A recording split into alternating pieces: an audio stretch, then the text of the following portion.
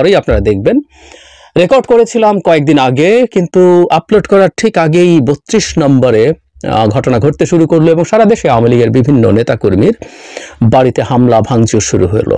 তো সেই প্রেক্ষাপটে অনেকগুলো দিক অ্যানালাইজ করতে গিয়ে এই ভিডিওটা আর আপলোড করা হয়ে ওঠেনি। আমি ওই ভিডিওটা কিছুটা ইঙ্গিত দিয়েছিলাম তার ফেসবুক স্ট্যাটাস এবং একটা টেলিভিশন চ্যানেলে তাদের দল তৈরির খবর নিয়ে, যে কোনো একটা পরিকল্পনার অংশ হতে পারে তার এভাবে সরব হয়ে ওঠা। তো যাই হোক, এরপর যেহেতু ঘটনাটা ঘটলো, আমি ছোট ইন্ট্রোটা দিলাম যে এই কয়েকদিন যা ঘটলো বা সামনে আরো কোনো অস্থিরতার ঘটনা যদি ঘটে, তাকে এই ভিডিওর প্রেক্ষাপটের সাথে মিলিয়ে আমরা চাইলে পড়তেও পারি। খুব কনফিডেন্টলি বলছি না, কিন্তু সেই চেষ্টা কেউ করতেও পারেন বলে আমি বিশ্বাস করি। জনাব ইকবাল করিম ভূঁইয়া, সংক্ষেপে তাকে আইকেবি বলে অনেকেই বলেন, 17 কিস্তিতে ফেসবুকে স্ট্যাটাস দিয়েছেন, অনেক কিছু, অনেক কথাবার্তা লিখেছেন এবং একটা ন্যারেটিভ আবার সামনে আনার চেষ্টা হচ্ছে। সেটা হচ্ছে এটা বিপ্লব ছিল এবং বিপ্লবটা ব্যর্থ হয়েছে। কেন ব্যর্থ হয়েছে? শোনা কথা, এই কথাগুলো আমরা আগে শুনেছি, ইটস জাস্ট অ্যান একো, কিন্তু একজন রিটায়ার্ড মিলিটারি চিফ, তার মুখে এই কথার গুরুত্ব আছে। এবং আমি পরে দেখলাম গতকাল বা পরশুই একটা টিভি চ্যানেলের নিউজে যে তারা বলছেন 5 জন সাবেক সেনা কর্মকর্তা একটা রাজনৈতিক দল তৈরি করতে যাচ্ছেন, তার মধ্যে তার নাম আছে এবং আরেকজন লেফটেন্যান্ট জেনারেল সোহরাওয়ার্দী, যাকে আমরা চিনি, আরও কয়েকজনের নাম হয়েছে, আমি সবাইকে ঠিক চিনতে পারি, কিন্তু জনাব ইকবাল করিম ভূঁইয়ার কথা আছে। একটা খুব মজার টুইস্ট আছে, আমার শোনার পর মনে পড়লো একটু, আমি খুঁজে পেলামও, মানে আওয়ামী লীগের অত্যন্ত বড় বেনিফিশিয়ারি, উনি চিফ ছিলেন শুধু সেটা না, আমি ওই প্রমাণটা দেব যে উনি কত বড় বেনিফিশিয়ারি ছিলেন। তিনি এখন বিপ্লবের কথা বলছেন সো কল্ড, এবং সরকারের বিরুদ্ধে, মানে আওয়ামী লীগের বিরুদ্ধে অনেক কিছু করেছেন বলে বলছেন। 17 কিস্তি, এটা আপনার মানব জমিন একসাথে করে একটা নিউজ করেছে, ওখান থেকে একেবারে খুব মন দিয়ে খুঁটিয়ে খুঁটিয়ে পড়েছি। উনি প্রথম দিকের কিস্তিগুলোতে বাংলাদেশে বিভিন্ন সময়ে সামরিক অভ্যুত্থান কি কি ঘটেছে, কিভাবে ঘটেছে, প্রত্যেকটা ধরে ধরে ধরে ধরে তিনি সেগুলো নিয়ে কথা বলেছেন। এর মধ্যে প্রচুর ডিবেটের জায়গা আছে, আমি সেই ডিবেটের জায়গায় যাচ্ছি না, প্রয়োজনও নেই, কিন্তু উনি যেতে যেতে ওনার এক ধরনের পয়েন্ট অফ ভিউ। তবে একটা ইন্টারেস্টিং জায়গা আমার হঠাৎ মনে পড়লো, সেটা হচ্ছে যখন শেখ মুজিবুর রহমানকে হত্যা করা হলো এবং সেই মেজররা গণভবনে বসে, বঙ্গভবনে বসে বসে দেশ চালাচ্ছেন প্রায় 2 মাস, জিয়াউর রহমান কোনো ব্যবস্থা কেন নেননি, খোঁচা আছে। পরে যে খালেদ মোশাররফ তার অভ্যুত্থান করলেন এবং কি কি ম্যাচুরিটির কারণে কি হলো না হলো সেগুলো আছে। জিয়াউর রহমানের সময় কি হয়েছে, এরশাদের সময় কি হয়েছে, জিয়াউর রহমানের ক্ষমতা নেওয়ার পরও যে অভ্যুত্থান হয়েছে সে বিমান বাহিনী সহ সেটার কথা আছে, এরশাদের সময়কার কথা আছে, 96 জেনারেল নাসিম কি করেছেন সেটা আছে, মানে প্রত্যেকটা 1-11 কথা আছে। মানে এই সবগুলো করে তিনি প্রাথমিকভাবে বলার চেষ্টা করছেন যে সেনাপ্রধানরা এক ধরনের স্ট্যাটাস কোর দিকে থাকার চেষ্টা করেন। কেন স্ট্যাটাস কোর দিকে থাকার চেষ্টা করেন বলছেন সেটা আমরা বুঝতে পারি, নিশ্চয়ই তার একটা নিজস্ব অবস্থান যে ছিল সেটার কারণে। আচ্ছা, এরপর আমি আমি আমি এই রিপোর্টটা মন্তব্যে দিয়ে দেবো, খুবই দীর্ঘ, এটা ওনার ফেসবুকেও পাওয়া যায়, উনি 17 কিস্তিতে লিখেছেন, এখানে একসাথে আছে, সো এটা পড়তে সুবিধা হয়, সেজন্য আমি এখান থেকে পড়েছি। এর আগেও আমি মাঝে মাঝে কেউ একজন দুজন আমার কাছে পাঠিয়েছেন, আমি 1-2 কিস্তি পড়েছিলাম। আচ্ছা, এরপর যেটা হয়েছে সেটা হলো 24 সালে, আমি ওই জায়গাগুলো একটু করতে চাই, সেখানে অনেকগুলো বিশ্লেষণ ওনার হাতে নেই, উনি কতগুলো প্রশ্ন করেছেন, এগুলোর জবাব পাওয়া ছাড়া বিশ্লেষণ ঠিকঠাক মতো হবে না। ওনার কয়েকটা প্রশ্ন আমি একটু পড়ি। পুরো ঘটনাকালে শেখ হাসিনা এবং 3 বাহিনী প্রধানদের মধ্যে বিভিন্ন সময় কি আলোচনা হয়েছিল, বাহিনীর সদর দফতর হতে কি নির্দেশনা পেয়েছিল, মেজর জেনারেল তারিক আহমেদ সিদ্দিকের ভূমিকা কি ছিল, কোন নির্দেশনা মৌখিক আর কোনটি লিখিতভাবে বিভিন্ন ফরমেশন ইউনিটে পৌঁছেছিল, কখন কোথায় কি কনফারেন্স হয়েছে, বিদ্রোহের আগে ও চলাকালে রুলস অফ এনগেজমেন্ট বা লড়াইয়ের নিয়ম কে ছিল, সেনাবাহিনী মোতায়েন করা কিভাবে হয়েছিল, ফিল্ডে নামা সেনাদের ফরমেশন থেকে কোনো নির্দেশনা দিয়েছিল কিনা, কোন ধরনের গোলা বারুদ অস্ত্র, এরকম কখন গুলি চালাতে বলা হয়েছিল, কখন নিষেধ করা হয়েছিল, ইত্যাদি ইত্যাদি। এবং এখানে উনি রাইটলি উল্লেখ করেছেন সেনাবাহিনী কিছু কিছু ক্ষেত্রে কয়েকটা জায়গায় তারা গুলি বর্ষণও করেছে। এরপর তিনি ওনার নিজের বেশ গুণগান গাইলেন, সেটা হচ্ছে আমরা জানি একটা পর্যায়ে এসে আমরা যখন সবাই প্রোফাইল লাল করছিলাম তখন তিনি প্রোফাইল লাল করেছিলেন। এই প্রোফাইল লাল করাটা নিয়ে তখন দুই ধরনের মন্তব্য আমি পেয়েছি। আমি কেউ এটাকে খুবই মানে একেবারে স্বতঃস্ফূর্তভাবে প্রশংসা করেছেন, এবং একজন সাবেক সেনাপ্রধান যিনি শেখ হাসিনাকে সার্ভ করেছিলেন তিনি যখন এটা করেছেন এটা অনেকের কাছে আশাব্যঞ্জক ছিল, ট্রু, আমার মনে আছে। অ্যাট দ্য সেম টাইম কেউ বলছিলেন তার প্রতি একজন স্কেপটিক যে তিনি কাউকে দিয়ে আদিষ্ট হয়ে এখন হঠাৎ করে এই মুভমেন্টের একজন হতে চাইছেন। তিনি শুধু সেটা না, এরপর এই যে অবসরপ্রাপ্ত যে সামরিক অফিসাররা একটা সভা করলেন, সেখান থেকে তারা তাদের কঠোর বক্তব্য দিলেন, সেগুলো আনেন, এবং এগুলোর কারণে তিনি কিভাবে সরকারের কাছ থেকে চাপের শিকার হয়েছেন সেটা বলেছেন। এবং শুধু সেটা না, শেখ হাসিনা তাকে ব্যক্তিগতভাবে অনেক মেসেজ পাঠাতো ওই সময়কার মুভমেন্ট নিয়ে, এগুলো উল্লেখ করেছেন তিনি। মানে তাকে শেখ হাসিনা কতটা ম্যানেজ করতে চেয়েছিল, মানে উনি কতটা গুরুত্বপূর্ণ ফ্যাক্টর উনি সেটা দেখানোর চেষ্টা করছেন। সপ্তদশ অংশ, শেষ অংশটা আমি একটু পড়তে চাই। শেষ দৃশ্যটা ঘটে সেনা সদরে, যেখানে সেনাপ্রধান এবং নৌ বিমান বাহিনী প্রধানরা মেজর জেনারেল ফজলে এলাহি আকবর বিএনপি ও ডিজিএফআই মেজর জেনারেল হামিদের মাধ্যমে 5টি রাজনৈতিক দল আইন শিক্ষক আসিফ নজরুলকে ডেকে পাঠান। এটি ছিল একটি বিতর্কিত পদক্ষেপ, যেখানে বিজয়ীদের কাছে যাবার কথা সেখানে উল্টো বিজয়ীরা বিজিতের কাছে রিপোর্ট করে।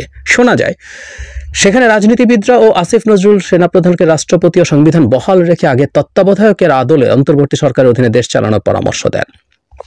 পরে জনসম্মুখে শেখ হাসিনার পদত্যাগ ঘোষণা করেন এবং একটি অন্তর্বর্তীকালীন সরকারের ঘোষণা দেন।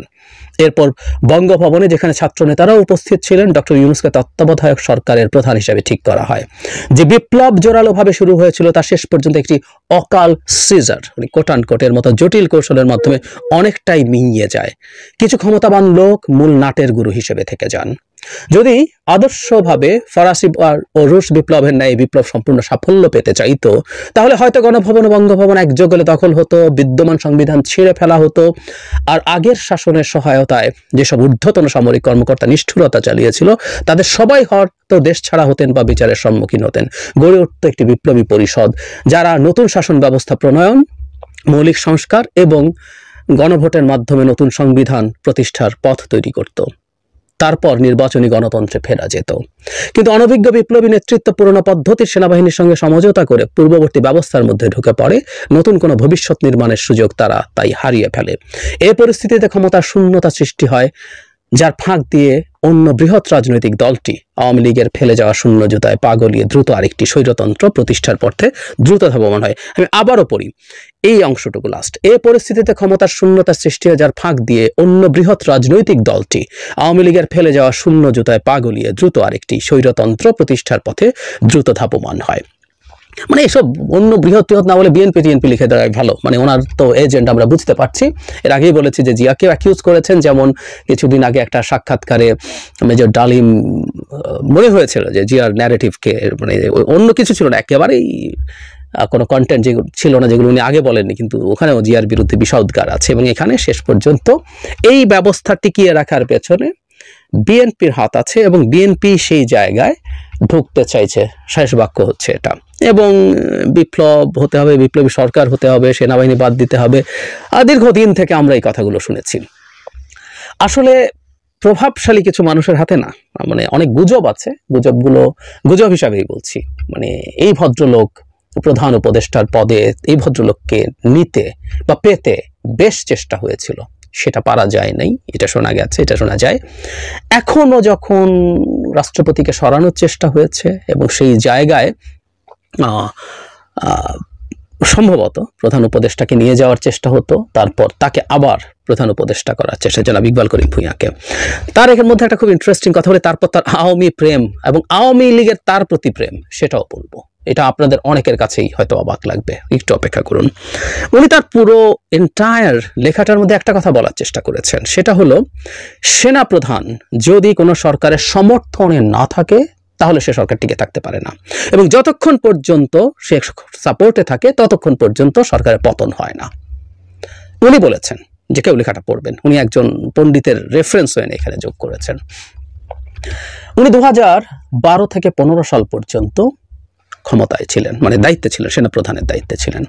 ওই সময়ের মধ্যে শেখ হাসিনার বিরুদ্ধে তীব্র আন্দোলন একবার 13 সালে থেকে ইলেকশনের আগ পর্যন্ত হয়েছে, আর একবার 15 সালেও হয়েছে। আমি জানি না 15 সালে যখন শুরু হয় ওই সময় উনি ছিলেন কিনা, কিন্তু ওই মুভমেন্টটার সময় ছিল এবং দেশ একটা একদলীয় নির্বাচনের দিকে চলে যায়। যখন বিশেষ করে মনোনয়নপত্র উইথড্র করার শেষ সময় যখন আসে নির্বাচনের প্রায় 3 সপ্তাহ আগে, দেখা গেল 153 জন নির্বাচিত হয়ে তথাকথিত একটা সংসদ দিয়ে সরকার গঠিত হয়ে গেছে। ওনার ভাষ্য মতে উনি আওয়ামী লীগের সমর্থনই ছিলেন। উনি বলছেন আওয়ামী লীগের সমর্থনে না থাকলে আওয়ামী লীগ টিকে থাকতে পারতো না। সো উনি আওয়ামী লীগকে সমর্থন দিয়েছেন সেরকম নির্বাচন করার জন্য। সো আওয়ামী লীগের যে পাপ, তার পাপের ভাগিদার কিন্তু তিনিও। চাকরি করলেই করতে হবে। জেনারেল ওয়াকার এবং তাদের ভাষ্য মতেই জেনারেল ওয়াকার সমর্থন থেকে সরে এসছে বলেই শেখ হাসিনার পতন হয়েছে। ইয়াস, এটা হয়েছে। সুতরাং ওয়াকারের বিরুদ্ধেও কিন্তু এই উনি যাদের বক্তব্য এখানে দিচ্ছেন তাদের দিক থেকে বিষোদ্গার আছে, অথচ ওয়াকার তার ভাষ্য মতেই শেখ হাসিনার পক্ষ বদল করার কারণেই শেখ হাসিনা পতন হয়েছে। আমরা তাই মনে করি। তাহলে তাকে সরানোর জন্য এত কথাবার্তা কেন? তাকে তো স্টিগমাটাইজ করার চেষ্টা কেন? ইন্টারেস্টিং। এবার আসছি সেই সারপ্রাইজিং ব্যাপারটায়। আমরা কি অনেকে জানি জনাব ইকবাল করিম ভূঁইয়া শেখ হাসিনার কাছ থেকে একটা বিদ্যুৎ কেন্দ্র পেয়েছেন? শেখ হাসিনা কাদেরকে বিদ্যুৎ কেন্দ্র দিয়েছে? শেখ হাসিনার সবচেয়ে কাছের, সবচেয়ে বেশি, সবচেয়ে অনুগত সার্ভ করা লোকদেরকে। এবং এই বিদ্যুৎ কেন্দ্র দেওয়ার মাধ্যমে আমি অনেকবার বলেছি অ্যাপারেন্টলি লিগালি ডাকাতি করার সুযোগ দেওয়া হয়েছে। আমি একটু দেখাই আপনাদেরকে। 2023 সালে ভয়েস অফ আমেরিকার একটা রিপোর্টে আছে এরকম, আমি একটু জায়গাটা পড়ি। সরকার 2021 সালের অক্টোবরে একটি পিপি অনুমোদন করে। এর অধীনে Edra Power Holdings, SDN, BHD Malaysia এবং Univision Power Limited Bangladesh 660 megawatt base load combined cycle plant স্থাপন করবে।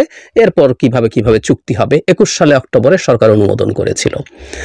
আমি আরেকটা জায়গা থেকে পড়ছি এখানে, The consortium of Edra Power Holdings, SDN, BHD and Univision Power Limited proposed to implement the plant in 2019. এটা 1900 প্রপোজ করেছিল, 21 এটা পাস হয়েছে এবং ওটারও চুক্তি বাড়াচ্ছে আসলে। সে ওই ভয়েস অফ আমেরিকার রিপোর্টটা সেটা। এর পরের অংশটা, Univision Power Limited is owned by former Army Chief General Iqbal Karim Bhuiya, sources said. Yes, Univision Power, Iqbal Karim Bhuiyan. So Iqbal Karim Bhuiyan মালয়েশিয়ার কোম্পানিটাকে উনি অনুমোদন পাওয়ার পর যুক্ত করেছে, সবাই যা করে। তো শেখ হাসিনার অতি প্রিয় পাত্রদের মধ্যে তিনি একজন। অতি প্রিয় পাত্র অনেকেই বিদ্যুৎ কেন্দ্র পায় নাই, জেনারেল আজিজ পেয়েছে, বিরাট প্রিয় পাত্র ছিলেন, দুর্দান্ত সার্ভ করেছেন। শফিউদ্দিন, মিস্টার বেলাল, সবাই সার্ভ করেছেন, পান নাই, ইকবাল করিম ভূঁইয়া পেয়েছেন। উনি তাহলে কি এত সার্ভ করলেন? কেন তার প্রতি এত খুশি? খালি শেখ হাসিনা খুশি, নাকি শেখ হাসিনাকে যারা ক্ষমতায় রেখেছিল, যে দেশ ক্ষমতায় রেখেছিল, তারাও তার উপরে খুশি আছে? এসব প্রশ্ন আছে আসলে, কিন্তু এই প্রশ্নটা তো জবাব আমাদের লাগবে। তিনি বিদ্যুৎ কেন্দ্র কেন পেয়েছিলেন শেখ হাসিনার কাছ থেকে? সেই বিদ্যুৎ কেন্দ্রের এখন কি অবস্থা? শেখ হাসিনার প্রিভিলেজ নেওয়া এবং বাংলাদেশ লুটপাটের অন্যতম প্রধান খাত হচ্ছে বিদ্যুৎ কেন্দ্র, যেখানে ইনডেমনিটি দিয়ে বিদ্যুৎ কেন্দ্র বিলি করা হয়েছিল তাকে যারা সার্ভ করে ডাকাতি করার জন্য, অ্যাপারেন্টলি উইদিন লিগ্যাল ফ্রেমওয়ার্ক। সেই মানুষটা এখন আমাদেরকে বিপ্লব শিক্ষা দিচ্ছেন এবং সেই পুরনো একটা অস্থিরতা তৈরি করা। তবে হ্যাঁ, তার রাজনৈতিক দলকে যদি রাজনৈতিক দল হিসেবে অপারেট করতে চায় আমরা ওয়েলকাম করব। অবশ্যই তাদের অধিকার আছে, 5 জেনারেল না 100 জেনারেল মিলে দল করুন। কিন্তু ঘুরে ফিরে বাংলাদেশে এ ধরনের প্রচেষ্টা যখন হয়, যখন তার এই ধরনের লেখার সাথে থাকে, নানা রকম গুজব থাকে। বাংলাদেশের ডেমোক্রেটিক ট্রান্সফরমেশনের আগে এই গুজবগুলো থাকবে, আসলে কিছু করার নেই। সুতরাং এই ব্যাপারে আমাদের খুব সতর্ক দৃষ্টি রাখা দরকার। আর একটা কথা, বটম লাইন, জনাব ইকবাল করিম ভূঁইয়াকে তার বিদ্যুৎ কেন্দ্রের বিস্তারিত অনেক 17 কিস্তিতে লিখেছেন না? কেন উনি বিদ্যুৎ কেন্দ্র পেলেন, সেই বিদ্যুৎ কেন্দ্র থেকে কি প্রফিট হয়েছে তার হিসাব, এবং এখন কি অবস্থায় আছে, সবকিছু জনসংখ্যাকে লেখা উচিত বলে আমি মনে করি। অ্যাটলিস্ট উনি এখন রাজনৈতিক দল তৈরি করতে যাচ্ছেন, উনি এখন নসিহত করছেন আমাদেরকে বিপ্লব নিয়ে। আর বহুবার বলেছি, ঘাট ধরে বিপ্লব বানানোর চেষ্টা এই গণঅভ্যুত্থানকে, আমাদের এই গণঅভ্যুত্থানের সুফল নেওয়া নষ্ট করেছে। এই গল্প বহু জায়গায় ছিল, একদম হুবহু একই রকম টোন। কারা কারা বলে আমরা খুব ভালো মতো জানি, উনি তাদেরই সাথেকার মানুষ, আমরা বুঝতে পারি। আবারও একটা চেষ্টা হবে, we have to be careful.